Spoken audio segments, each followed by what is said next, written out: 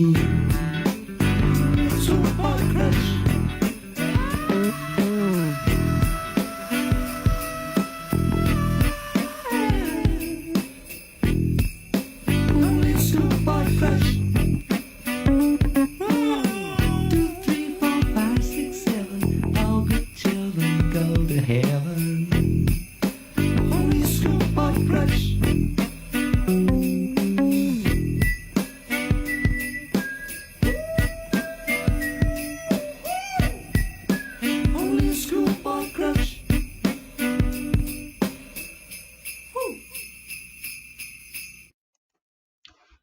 All right, hope y'all are doing great. We're going to go ahead and get started for today. The first thing that I want to bring your attention to is, of course, project number 2 is due on Friday, or the second part of your project is due on Friday. Remember, that is going to be a critique of some other group's wireframe. It is a critique of some other group's wireframe. Can somebody let me know in the chat what is one thing you should keep in mind when critiquing another group's wireframe? Let me know in the chat, what is one thing you should keep in mind when critiquing another group's wireframe? Let me know what you think I'm talking about in the chat. The heuristics, great. Yes, absolutely, the heuristics. Can anybody give me a link to that, to the heuristics? Do you think you guys can find a link to those heuristics in a timely manner and put that in the chat?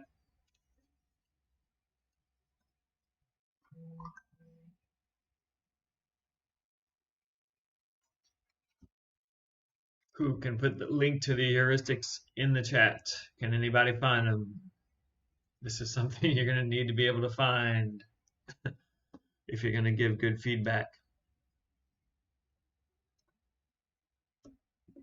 That's good. That's good. Can anybody else put that link right in the chat?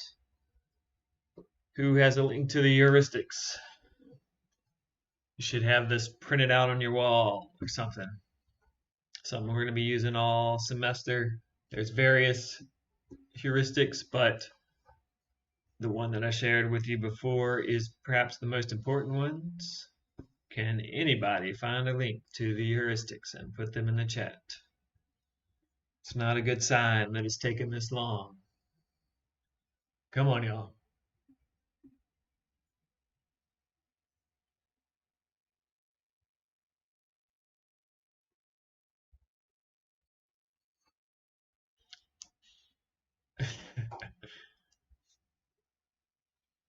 All right, for those of you that have it on your phone or your laptop or have it tattooed to your chest, links should show up in the YouTube chat. If you are unable to, yeah, links show up in the YouTube chat. I can see them.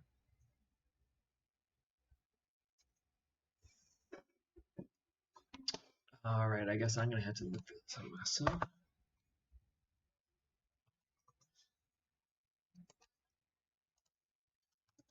Here is a link right here, just in case you guys and gals need it. There it is, right there. All right, I guess I'm not seeing your links for some reason. I'm not sure what's up with that, but hopefully you can see my link. I think you can see my link in the chat. Let me know if you can't. Can anybody see my link in the chat? I think perhaps only moderators can post links. Okay, sorry about that confusion, but that is important.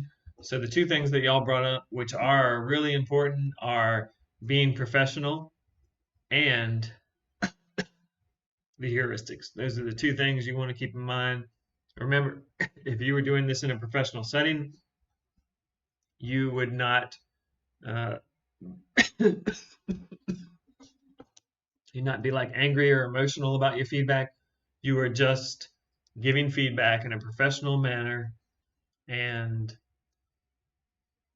so just imagine you were doing this as you were like across the table at a conference room. You want to do this in a professional way, a way that when you see that person tomorrow at the lunch table, everything's going to be cool. Okay.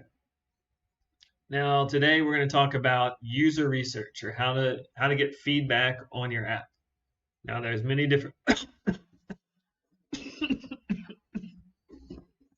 excuse me, should have gotten some water. There's many different ways to get feedback. The two basic categories that we're going to talk about real quick are qualitative versus quantitative research. And there are two different ways to get research, kind of for two different purposes. Let's watch this really quick video so you can get an in-depth view of it. Just to give you an overview, Qualitative is fuzzier feedback, or I would say like less people, more detail feedback. And quantitative is usually more people, less detail. And they're used for different purposes. Qualitative is something you would use early in the life cycle or to get really in depth information about a certain thing. Quantitative information is usually once it's already working and you might want to see how many people are clicking on a particular feature.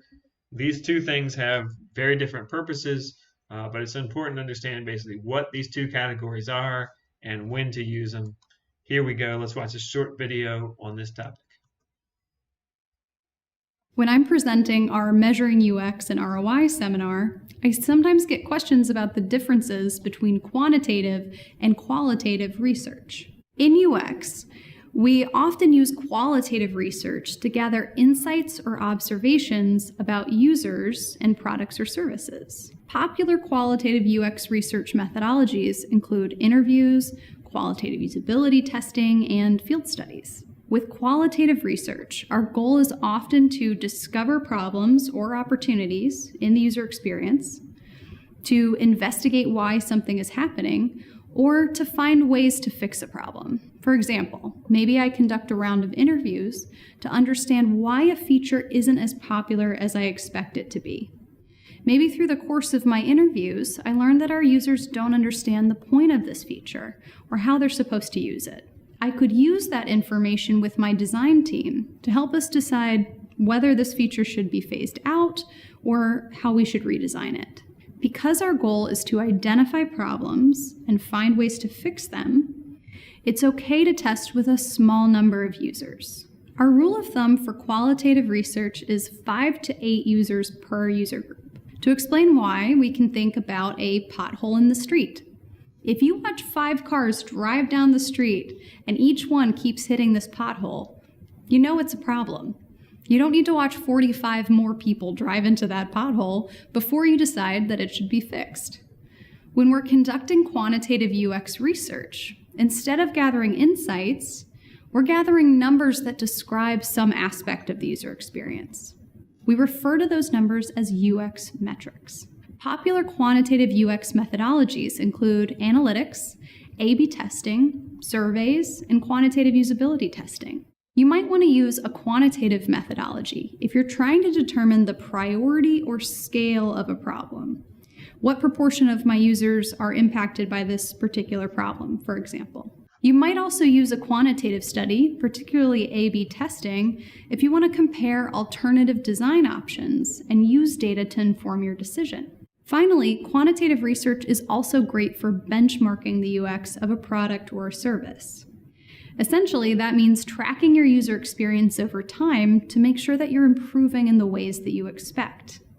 You can also use that data to calculate return on investment. Often with quantitative studies, our goal is to compare things. Maybe we're comparing our current version of our product against our older version, or our product to our competitor's product. Or maybe we're comparing 2 different alternative designs for a specific layout. A major benefit of quantitative research is that it gives us the ability to determine whether the difference between 2 numbers is statistically significant. In other words, to know that that difference is not likely due to random chance. That's part of the reason that we need larger sample sizes for quantitative studies. If we don't collect the right amount of data, we may not have a reliable result. There are different recommended minimum sample sizes for each quantitative methodology, so it's important to check that minimum whenever you are beginning to plan a quantitative study. Qualitative and quantitative research give us different kinds of information about the user experience.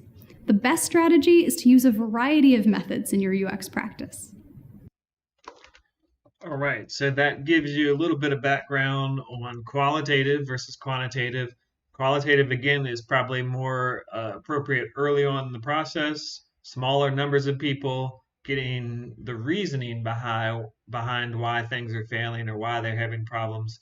Quantitative is, again, later in the life cycle when you have a working prototype or something and you want to get, hey, how many people are struggling to find this particular feature or how many people are using this particular feature, things like that. So let's look at these, side by side for a minute. Qualitative research, we're answering the question why. We want to understand at a deep level what is going on. Quantitative research is more focused on the severity of the problem or the severity or the degree to which people are using that feature or things like that. It won't tell you, usually, it won't tell you anything about why. You'll just get numbers that say 20 people use this, 10 people use this, and that's it. You have no, or you have very limited insight into why they did that. The goals of qualitative research, they can be formative and summative. They can inform design decisions and they can identify problems. So um, you can use it once you have a prototype to help identify problems, or you can use it as you're designing to help you design like that next feature. The quantitative research is usually summative. It is evaluating how the current site or app is using. It allows you to track things over time and compare your site with competitors or do things like compare it with other versions of itself. Qualitative research can be used anytime, but I would encourage you to use it early in the life cycle, whereas quantitative research is more appropriate later when you have something working. And in terms of methodology, qualitative research has few participants, um, and it's kind of more flexible. It's more like a conversation. You can do things like the Think Aloud protocol, whereas quantitative research is like you just deploy an app to hundreds of people. Maybe you do A/B testing where you have two different versions of the same website and you see, how people's behavior change. And you usually don't even have real contact with the participants. They just interact with your website or something. All right. So we're going to look quickly at some types of user research. Let's look at this together just to give you an idea of how broadly, like how many different types of user research there are. There is a type, this is a good, let me put this in the chat. This is a good resource for you to check out different types of user studies. One way to do user studies is to do card sorting. So this is appropriate, especially for websites. You have topics that are on your website. You write each topic on a card, and then you give all of those cards to a user and you ask them to sort them into piles of related things. Once they have sorted them into different piles, you check the current design of your website against how the user would have organized them. And if you do this with a few users, then you can figure out, hey, my website matches what users expect or it does not. You can do things like first click testing, where you have an early stage prototype, maybe like the first page of your your mini golf mobile app, and you just show that first page to a user and you ask them, what would you do first? Where would you click first? And you see what they would do first, and that gives you a good sense as to whether your interface is making sense to most people. You can do things like focus groups. Let's see what other ones that I want to highlight. Ooh, you can do, this is kind of what we're doing together this Friday. We're doing a heuristic evaluation / expert review, where you're having other people that know about the heuristics that make a good app. They're reviewing your apps and giving you feedback on those heuristics. You can do interviews with users, of course. You can do prototyping and then ask people to use that prototype. You can do this thing that's kind of in between quantitative and qualitative. You can do surveys of how your app, how things are going with your app. And you can interpret those surveys both quantitatively because they're often going to be multiple choice questions, but also qualitatively because there'll be some written answers. Those can be a good way to get a fair amount of data on an existing app. You can do task analysis, where you have certain tasks that you want people to try and do with your website or your app, and you watch them doing those specific tasks, not everything, just those specific tasks. That's a good way to focus your user study. Uh, you can interview existing users and do these one-on-one sessions where you're focused on what are the hard things about that particular app. And so we've gone through this website just very quickly, but what I want you to know about user research is that there's a lot of different flavors of how to do user research. There's a lot of different ways to do it, and we are going to actually find a few of those together. What I want you to do now is I want you to do some Google searching for usability testing methods. We're looking for ways to test usability of an app. And then, if you find a few, once you find a few, put them right here. We're going to see what variety of usability testing methods exist in the world. So go find them and then put them right in here. We're going to see how many we can find. Get out there and find some. I'll give you guys just a second to do that.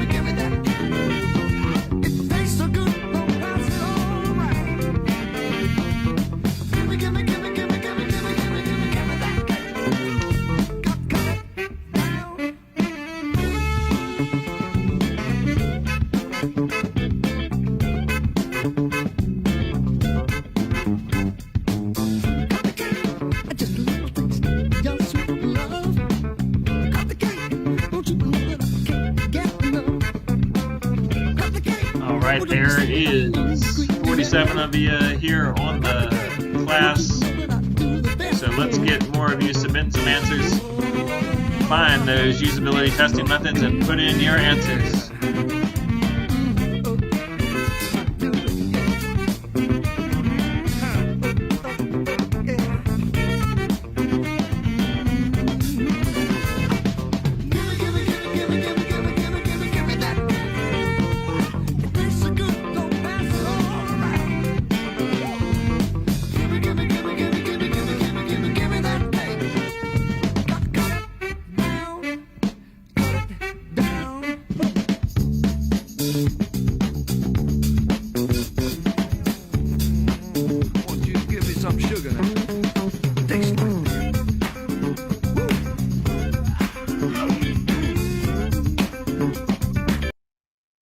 All right, good. We're getting in some answers here.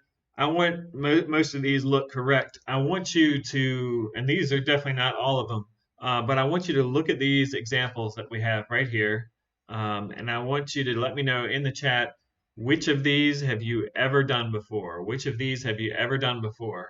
Have you ever done any of these that are listed right here? Let me know in the chat if you've ever done any of these. I am genuinely curious.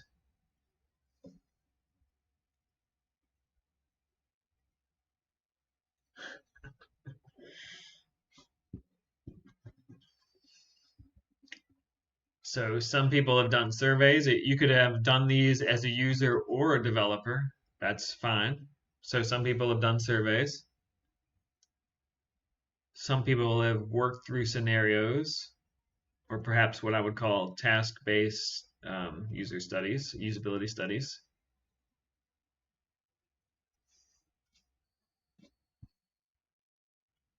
Okay, so y'all haven't, it looks like you haven't done a lot of these. Oh, beta testing, that's a great one. That's like kind of longer term user study. Um, but most of y'all haven't done a lot of these, either as a user or a developer, so this will be an experience. Now, we just talked about all examples of usability testing methods, like tons of them, and we got some good ones here, absolutely. What I want you to do is look back at those examples and other examples you can find. Which ones do you think are qualitative? Which ones do you think are qualitative? I'll give you just a sec to do this, not as long as last time, but think about it. Which ones are qualitative? Cook it up.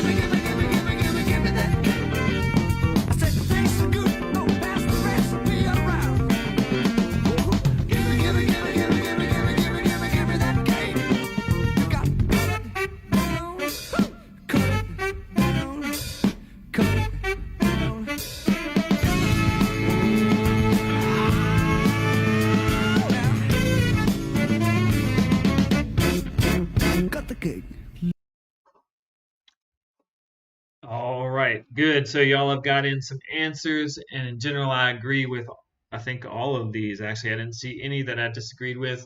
Let me know in the chat, what do these have in common? What do these have in common? What is something that sticks out about these types of approaches to studying usability?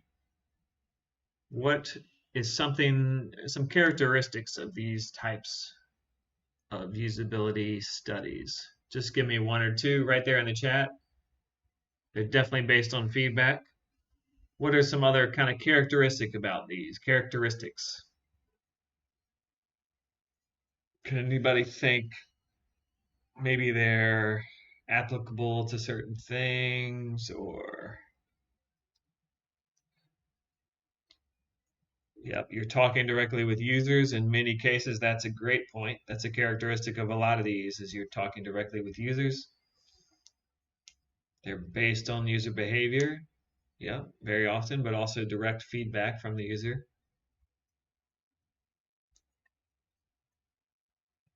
They involve external participants, yeah, that's great.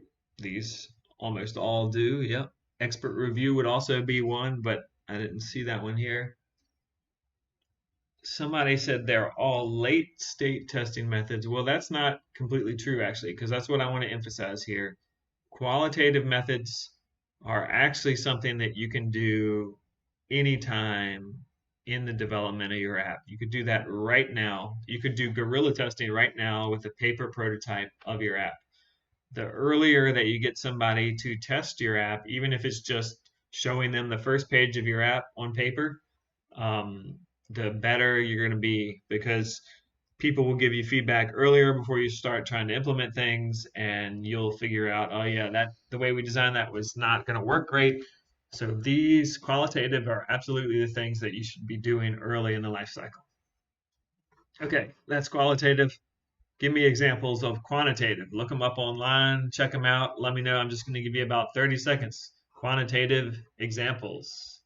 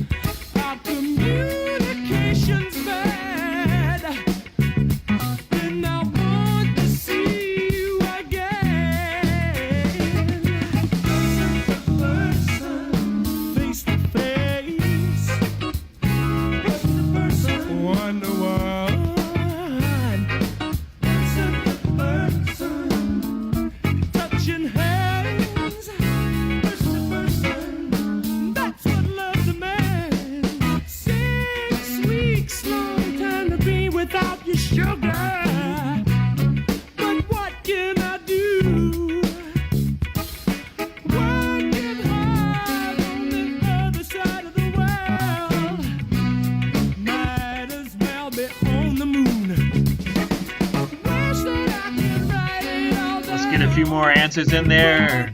Get in there, people.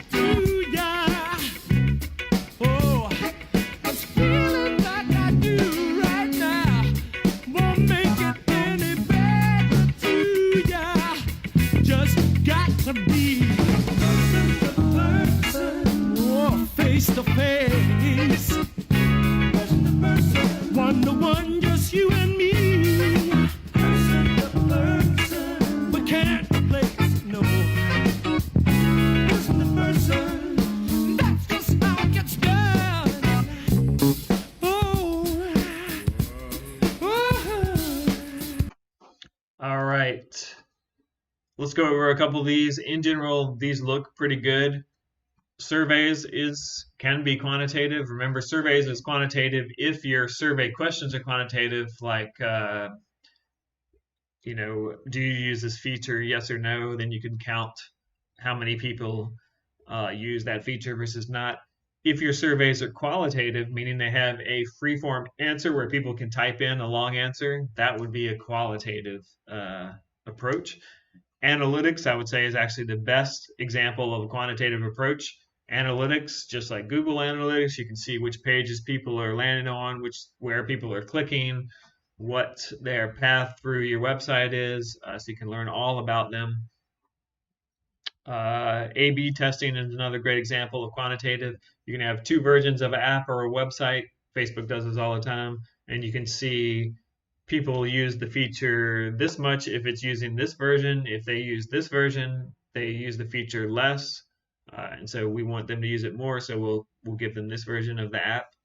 So A/B testing, automated A/B testing. Analyzing statistics of how people are using your apps, absolutely. Card sorting is kind of in between. First click can be quantitative. You can kind of count where clicks go, but I would say first click is a little bit of a gray area. It could fit into maybe both. But yeah, in general, these are analytics, surveys with clear answers using statistics and A/B testing, these kinds of things. Great answers. All right, so there's a few things that you should be very aware of when you do user testing because they're super important. We call those the 3 pillars of user testing. They are typical users. You have to be focused on getting users that are typical users. If you're creating an app for college students and you test it on a bunch of professors, like say at VCU, that doesn't make sense because the way I use apps is very different from the way a college student uses apps, right? Or if you're gonna have an app for teenagers, maybe that one's different than an app for college students. I don't know, but the point is you want to test your app with people that are expected to use your app in the context of the mini golf app. Who would you get to test, or who are you planning to get to test your mini golf app? Let me know in the chat. Who are you planning to get to test your mini golf app?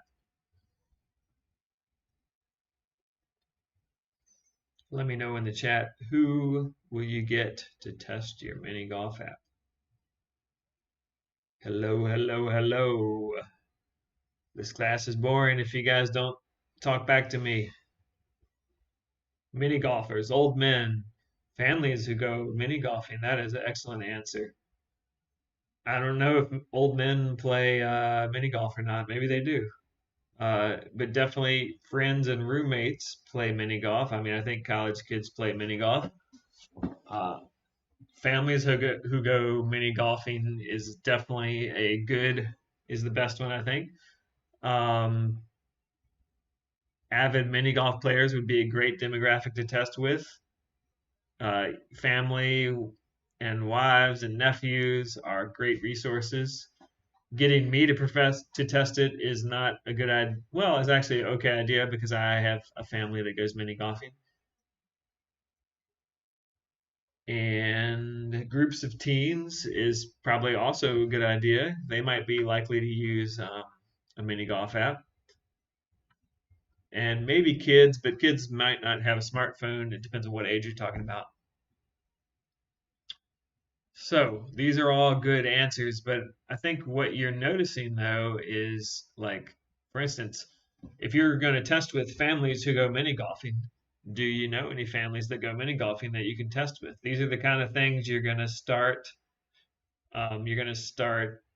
wanting to think about because you're going to need to find the right people. I encourage you to check out this link, by the way, for just more info on finding the right people, but it's pretty much common sense. You need to find the people that are going to be users of your app in the end, or else what you make, it's not going to make any sense. Okay, another thing is you want to, on your user study, have appropriate tasks. Now, what do I mean by that? Imagine that we're going to test the mini golf app again. What do you think is an example of an inappropriate task to test if we're really going for like the core of the mini golf app? What is perhaps an inappropriate task to test? If we're going to test the core of the mini golf app, let me know in the chat, what is an inappropriate thing to test? Hit me up in the chat. What is something that seems like it could be periphery to the mini golf app and not core, and something that maybe we don't want to test too much? Yeah, you would not want to test somebody's IQ. You may not want to test their reaction speed. Online leaderboard would maybe be something that's a good example actually, because online leaderboard would be a periphery kind of part of the thing, part of the app. So maybe you wouldn't want to test that first off. Maybe you wouldn't want to test location accuracy because maybe you don't care about it. You might not want to test their actual mini golf skill. Good. Seems unrelated to the app, right? Which is okay. So these are good answers. I like the direction y'all are going. The thing that the common theme in your answers and what I'm trying to get at is you don't want to test something that is just not so core to your app. So if your app, for whatever reason, has a login, there are patterns of user experiences on how to do logins. Just copy that pattern of how to do logins appropriately. Don't spend your time testing that login sequence. Now, of course, you want to test it with a few people just to make sure it works as expected, but you don't want to spend the core resources of your usability stuff on testing login sequences, because that has really nothing to do with your mini golf app. So what I want to say here is you want your task that you choose for your usability study to be super related to the app that you're testing. You don't want to test something like login or something generic that has been tested 1,000 times in other contexts. Something related to mini golf, like putting in the score. Okay. The other thing that you want to do is you want to have somebody that is skilled at facilitating a user study, because if you don't, the feedback that you get might be kind of weird. Now, I wanted to show you this quick video on why that's important, why it's important to have a skilled facilitator, because I think this is not as obvious as it should be. So let's look into why is it important to have some clue of what you're doing when you run a user study. If you've been following along in this video series, I've been talking about 3 pillars to great usability testing. In this video, I want to talk about the importance of having a skilled facilitator. Now, the facilitator is the person who sits with your user and observes them as they're going through the interface or the product that you're testing. A skilled facilitator is one that knows how to stay out of the user's way and to not bias the user in any way. So what I mean by that is that the facilitator is only talking as much as needed. We're essentially letting the user do the work, the user is concentrating on the task, and the facilitator is there to be a neutral presence and only ask questions that probe here and there occasionally to get the user to articulate a little bit more about what they may have said or experienced or what might have just happened. It's really important that the facilitator not bias the user in any way. And it's so easy to do by simply calling attention to one aspect of the page or using jargon or terminology that appears on the site. Any of that can actually get the user to pay more attention than they naturally would have, or to follow a path that they wouldn't have if they had just been on their own. So it's really important that we not bias the user and not ask any leading questions. The second important job of a facilitator is to make sure that the user feels comfortable. We're working with humans, and humans have emotions, and it's our job to make sure that people feel relaxed, that they don't feel judged or ashamed if they struggle with something. You might have users who are also testing a product that is sort of sensitive material for them. Maybe they're researching a nonprofit that's really close to their heart, or on a medical site looking up something for someone they're caring for. We have to be mindful of their emotions and how they might be feeling all throughout the process.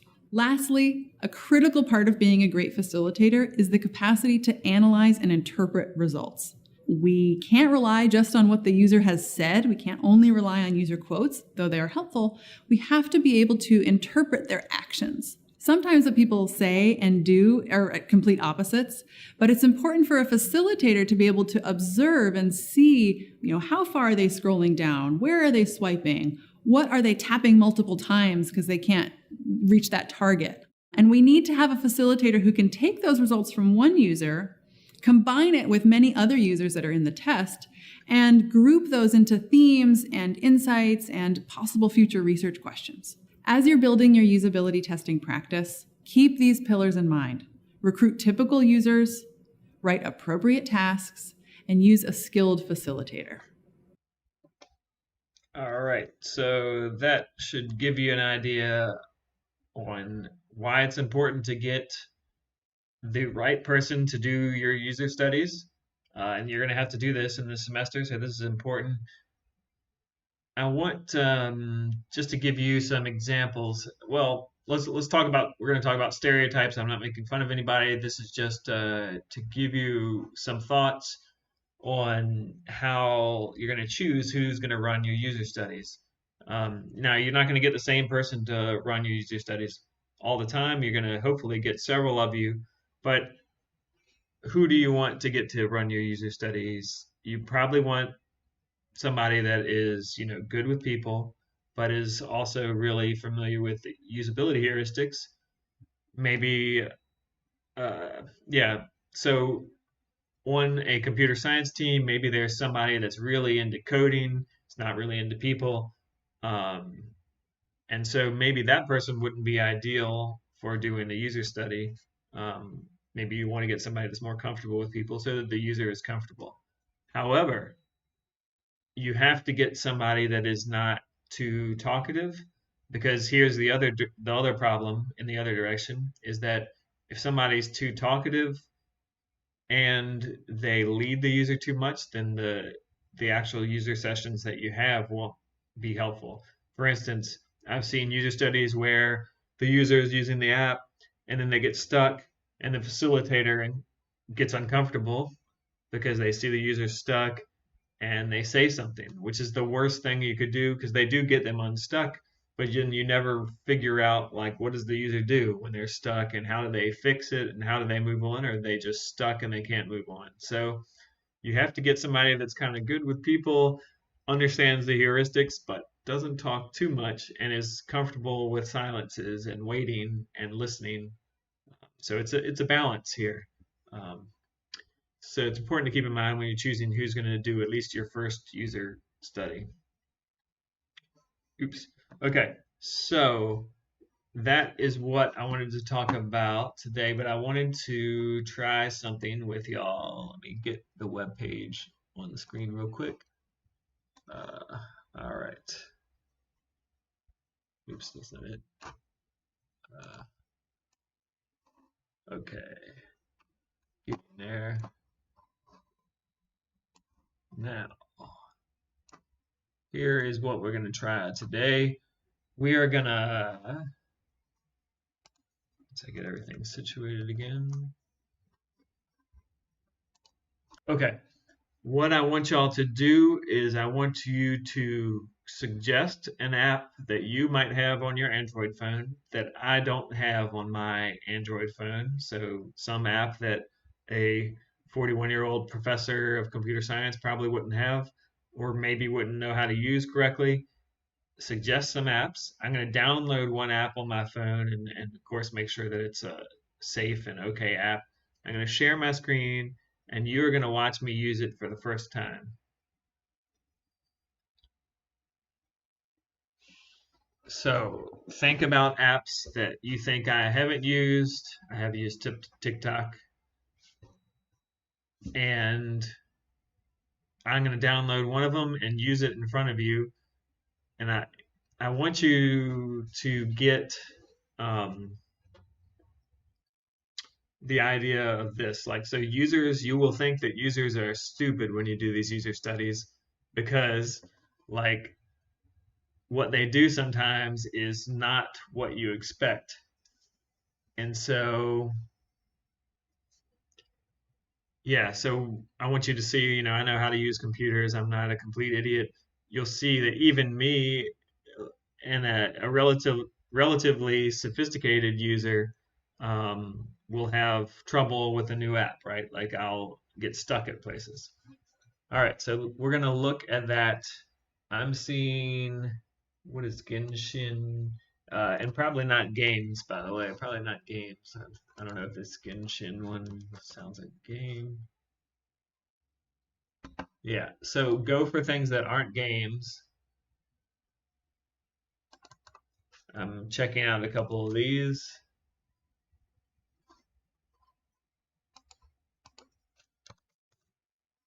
All right.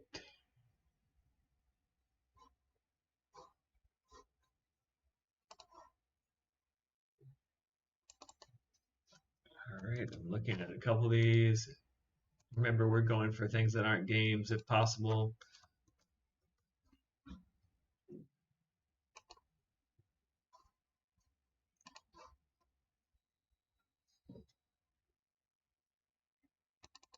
Song kick, that sounds interesting. Let's see what that is.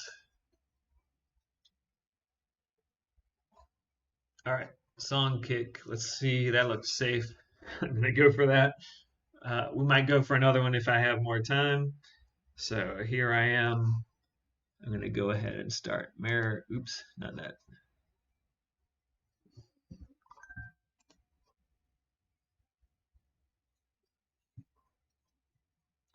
Actually, I want to mirror. Hold on a sec. I hit the wrong thing, so I might screw that up. Let's go for mirroring. All right, mirroring is starting up.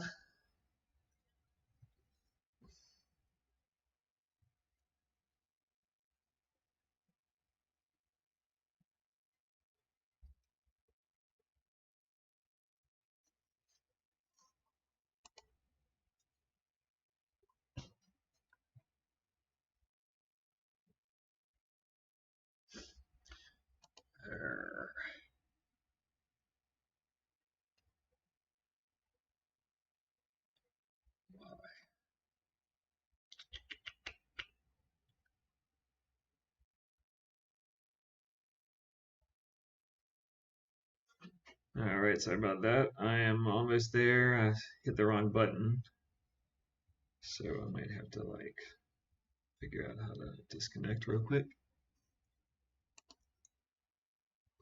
Okay.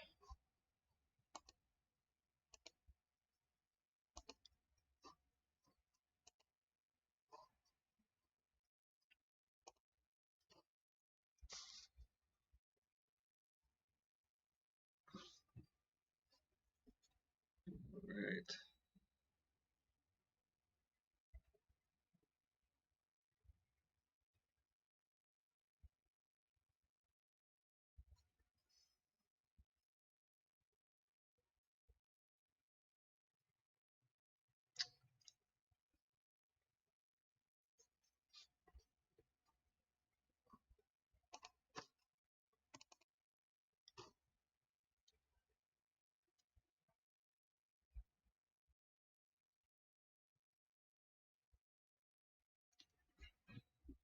Daggone it.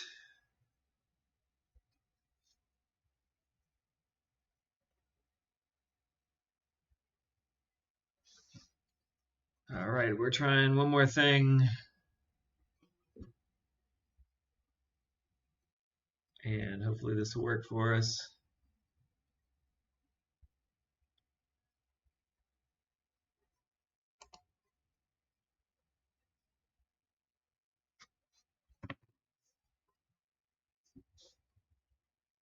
All right. Here, cast.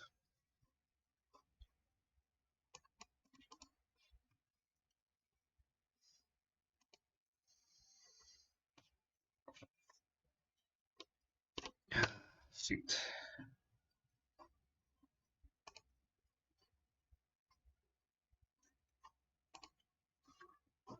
All right, we're gonna get this to work real quick. Sorry about this. Had this working before class, but apparently I screwed it up. And hopefully we'll get it working here in just a sec.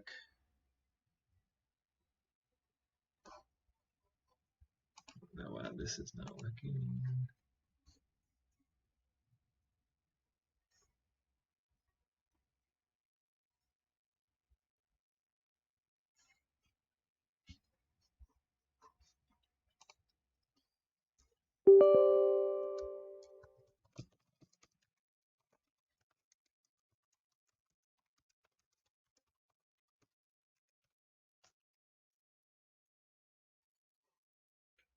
And we're almost there.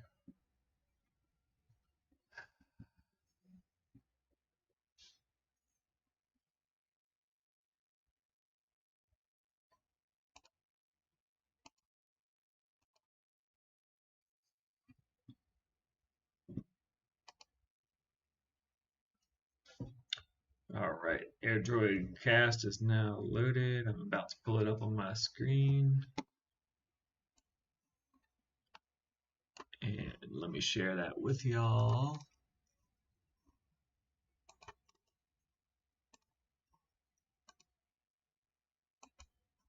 Okay, cool. Let's see if I can get this to work now.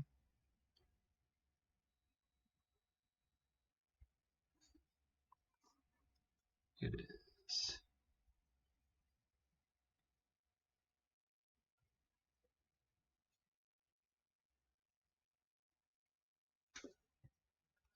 Okay. Ha, great.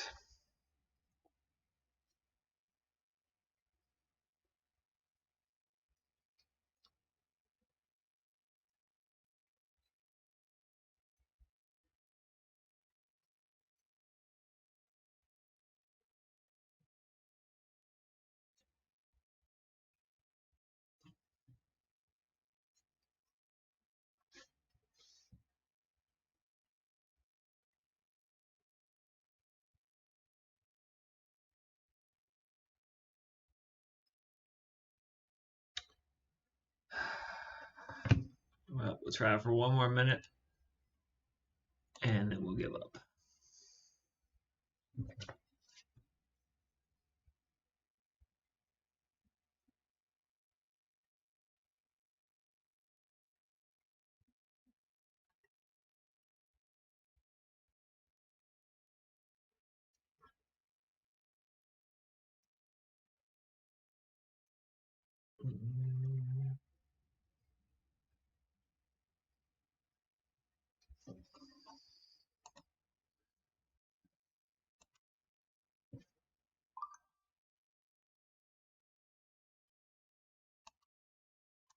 There we go. Good grief. That was painful. It's about to start, ladies and gentlemen. And what tab did we talk about? Something about Songkick. All right, so I'm going to start downloading Songkick while it's connecting here.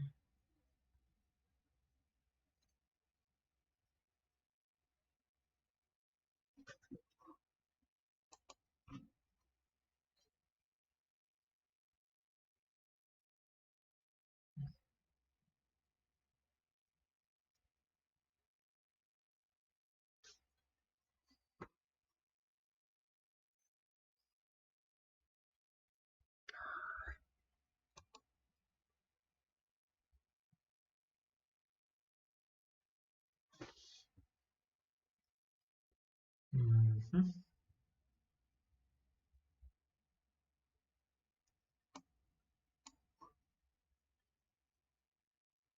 Yay. Okay. Now you can see my screen. I'm gonna go for song kick.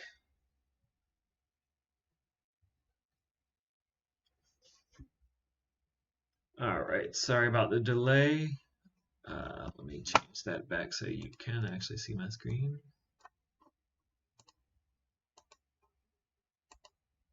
So I'm installing Songkit Concerts.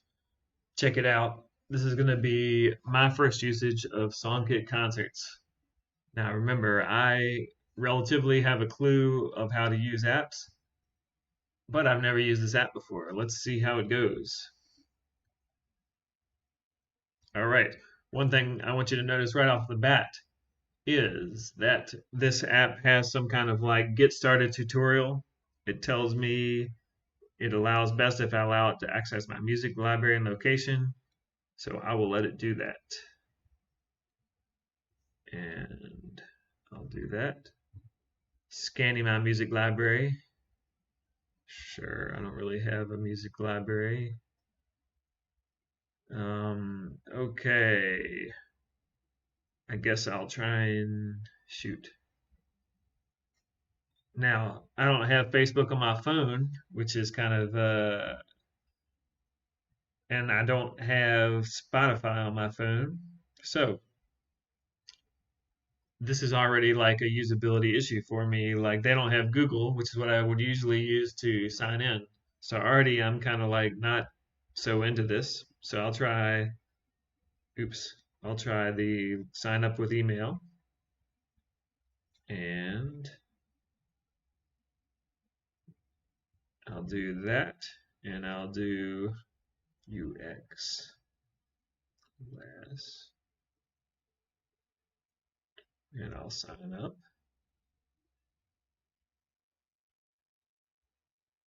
All right. So now I'm telling it what kind of music I like. Probably not any of their music. I guess Chris Brown's all right. Weekend's pretty cool. Of course, I like Justin Bieber. Flow Rider, yeah, Kendrick, excellent.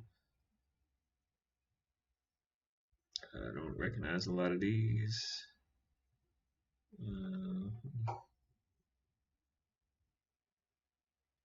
Why not?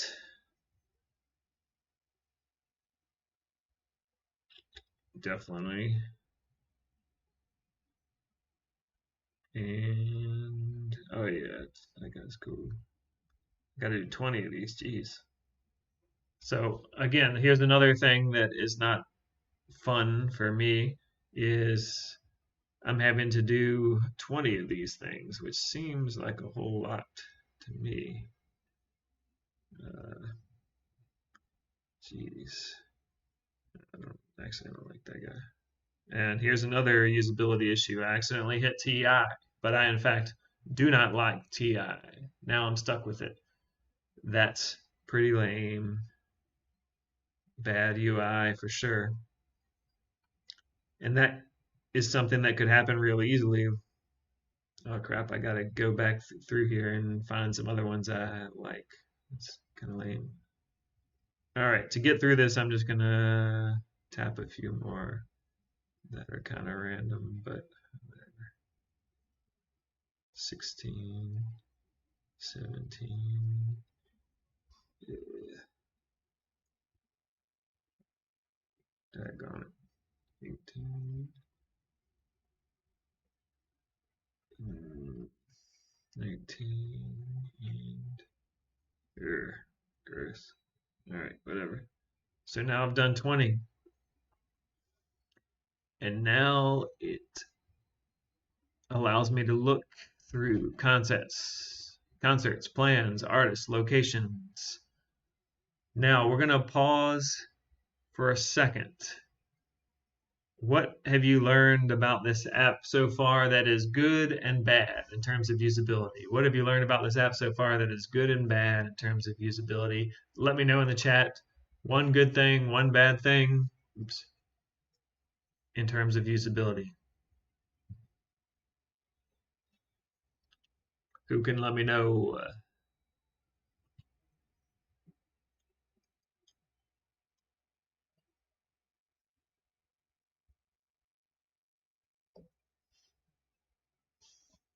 Yes, less user control.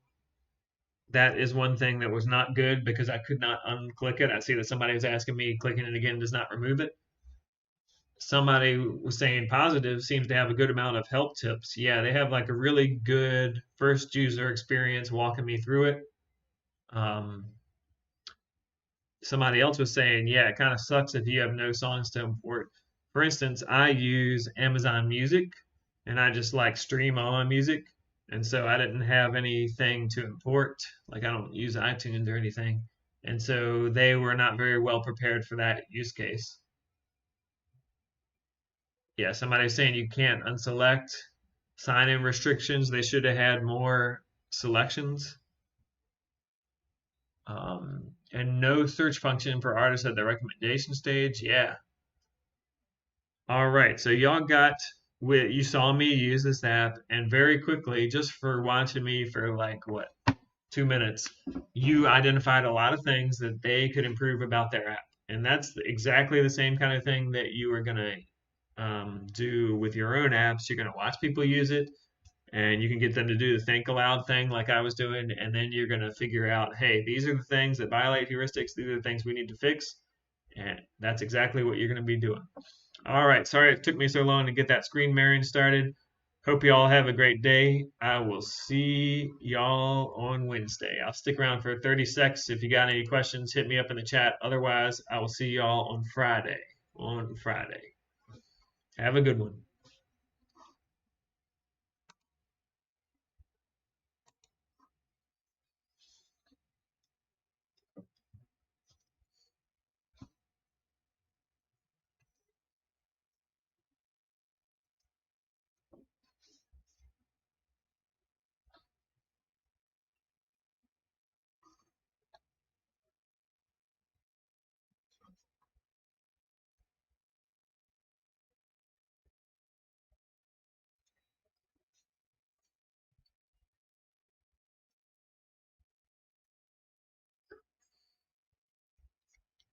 Somebody's asking how long should the critiques be? They should be very short. Let me pull up Gradescope so I can tell you for sure.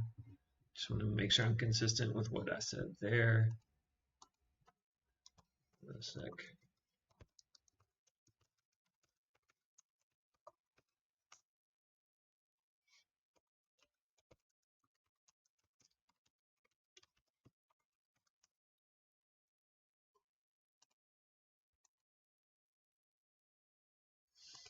What?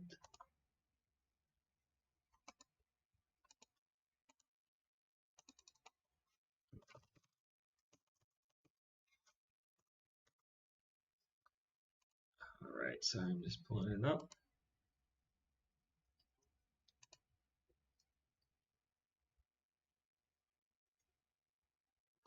Yeah, so they should be on the order of like 1 to 2 sentences each tops.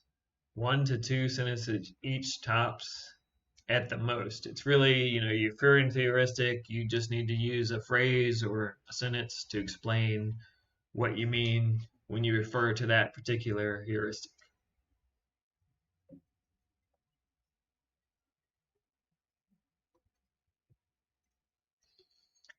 All right, cool. See y'all on Friday. Take it easy.